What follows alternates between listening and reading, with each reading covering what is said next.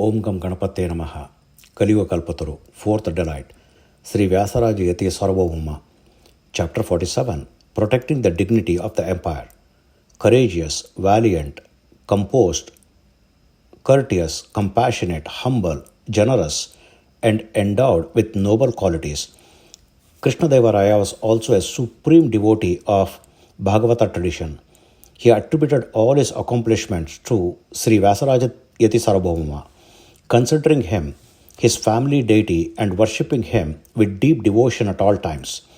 Under the grace of Sri Vyasa Tirtharu, who had established the supremacy of the Dvaita philosophy by refuting all opposing doctrines, Krishnadevaraya had successfully expelled wicked rulers and fortified the Kannada Empire, establishing it as a dharmic sovereignty. Sri Vyasaraja Tirtharu's unparalleled intellect and debating prowess further enhanced the reputation of the empire and its king. Sri Vyasaraja Tirtharu achieved many victories in philosophy, debates, defeating eminent scholars such as Basava Bhatta, Lingana Mishra, Vajapayee, Kashi Mitra, Narsimha Sharma, Muni Gadadhara, and Pakshadhara Mishra. Numerous other erudite scholars also fell to his unassailable logic. However, some of these defeated scholars, harboring resentment, fled to the court of the king of Kalinga, a sworn enemy of Krishnadevaraya. These disgruntled scholars crafted a treatise filled with false accusation against the Dvaita philosophy and presented it to the Kalinga king. They urged him to use this work to humiliate both Krishnadevaraya and Sri Vyasaraja Tirtharu. The Kalinga king, Vidyadhara Patra, emboldened by the suggestion, sent the treatise to Vijayanagara with his army commanders, demanding a refutation from Sri Vyasaraja Tirtharu within a month, failing which the king must accept defeat by sending a letter of surrender. The challenge reaches Vijayanagara.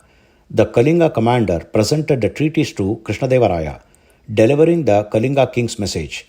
Witnessing the audacity of the Kalinga king, Krishnadevaraya was furious but composed himself and instructed the commanders to rest while he consulted Sri Vyasaraja Tirtharu. The king then left with his chief minister, Timmarasu, to seek the guidance of Sri Vyasaraja Tirtharu.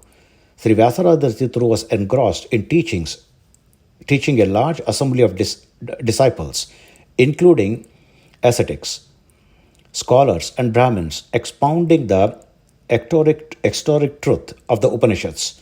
The serene atmosphere of his discourses was filled with the majestic cadence of his voice.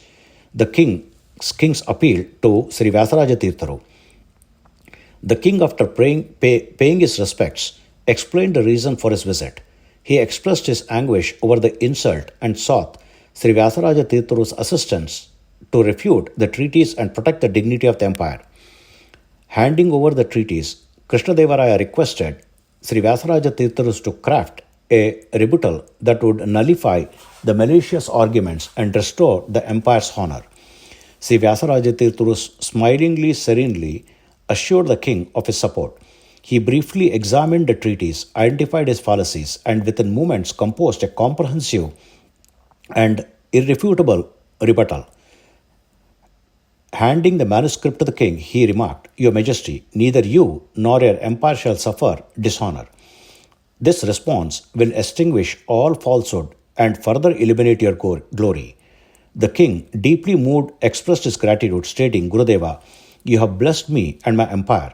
Without your guidance, I shudder to think of our fate. My heartfelt salutations to you." Even the seasoned Timmarasu, witnessing Sri Vyasaraja Tirtharu's intellectual brilliance, was awestruck and offered his reverence. The Kalinga king's defeat. Krishnadevaraya entrusted the rebuttal to the Kalinga commander. Along with a stern message, he instructed him to inform his king that if the treatise could not be refuted within a month, he must acknowledge defeat and submit a letter of surrender to Sri Vyasaraja Tirtharu.